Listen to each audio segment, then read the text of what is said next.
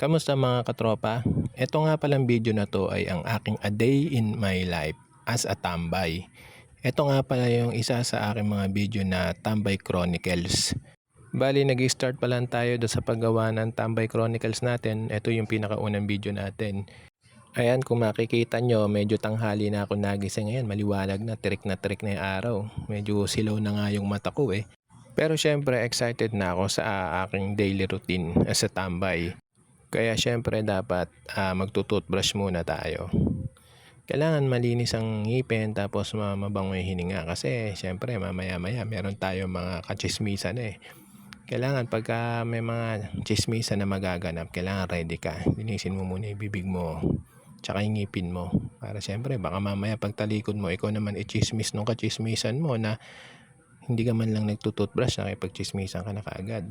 So kailangan mga katropa dapat pagkagising pa lang, unahin na natin linisin yung bibig natin. Baka kasi mamaya pagdilat pa lang ng umaga, meron na kaagad nakaabang sa'yo dyan na para makipagchismisan sa'yo. Syempre dapat malinis na yung bibig natin, mabango na, para ready to fight na, para makapagchismisan. So ayan mga katropa, napapansin nyo, tapos na akong mag-toothbrush dyan.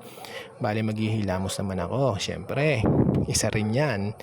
Kailangan walang makikitang muta sa mata mo. Syempre, mag-eye to eye kayo nung makakachismisan mo. Kailangan syempre malinis yung mata mo. Walang makitang muta para hindi ka machismis pagtalikod mo. So ayan, katropa, linis na. Okay? O, tapos na. Ready na ako, mga kachismarks. Sheesh! Alam mo naman tayo laging excited sa mga bagong latest di ba mga katropa? Hindi na mga kachismarks. So, bali nakaramdam muna ako ng gutom Tsaka tiningnan ko doon sa labas, wala pa naman yung mga katropa natin doon sa labas. Kaya syempre, unahin muna natin yung tiyan natin. Kain muna tayo para handa tayo sa pangmatagalan na tambayan. Ayan, kung napapansin nyo, yung ulam ko 3 pirasong hotdog yan. Yung maliliit yan. Ayan, sarap niyan, bagay na bagay doon sa may ketchup. Talagang kahit na konti lang yung pinaka hotdog na kainin mo, tapos maraming kanin, talagang sulit, napakalasa. Mabisang mabisa, kaya mga katropang tambay ay try nyo rin yan. Napaka-affordable naman talaga yan, tsaka siguradong marami naman kayo makakakain sa murang halaga. Kaya hanapin nyo na sa mga suki yung tindahan sa palengke. Kung gusto nyo dito sa tindahan namin, meron yan. Bumili na kayo, huwag nga lang utang bili para hindi kami nalulugi. So ayan mga katropa, tingnan nyo naman nahirinan pa ako, grabe, sakit sa dibdib. Masyado kasi ako nagmamadaling kumain wala namang hinahabol, madaling yan, sisinok-sinok ka ngayon. Buti na lang meron kang tubig dyan. Paano na lang kung wala akong tubig sa tabi ko? Baka natuluyan na ako. Nakakahiya naman yung headline na yun. Tambay Eka, natuluyan dahil nahirinan sa sobrang takaw. At least kahit paano sa sarap na lang Sheesh! Kung ano-ano nalalaman. Siyempre naman kahit paano, kahit ganito lang tayo, meron din tayong iniingatan na image. May pinapangalagaan pa rin naman tayo. So ayan mga katropa, napapansin nyo, ayan, kumakain pa rin ako. Enjoy pa rin dito sa pagkain. Kaya sige na nga, ito na nga, skip na nga natin. Ayan, ubos na. Syempre pagkaubos ng pagkain, pahinga naman tayo, magpapadighay. Tapos lalabas na tayo ng bahay. Ayan, sisipat-sipat na tayo.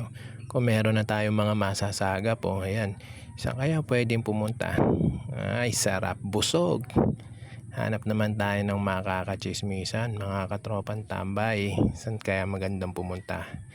Eto, nakikita ko may nagtutumpukan dito. Lapitan natin. Mga tao yung nakita ko nagtutumpukan, mga katropa. Baka isipin nyo naman tayo yung nakikita ko nakatumpok. So ayan, lalapit tayo. Alam nyo naman mga katropa na hindi kompleto ang araw ng isang tambay pagka walang nasasagap na balita. Siyempre, ang pag-uusap-usapan namin yung wala dito sa harapan namin.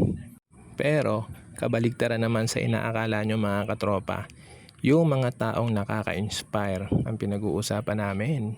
Yung mga taong makapagbigay ng trabaho, yung mga taong umasenso mula sa mahirap hanggang sa umangat. Yun ang mga pinag-uusapan namin.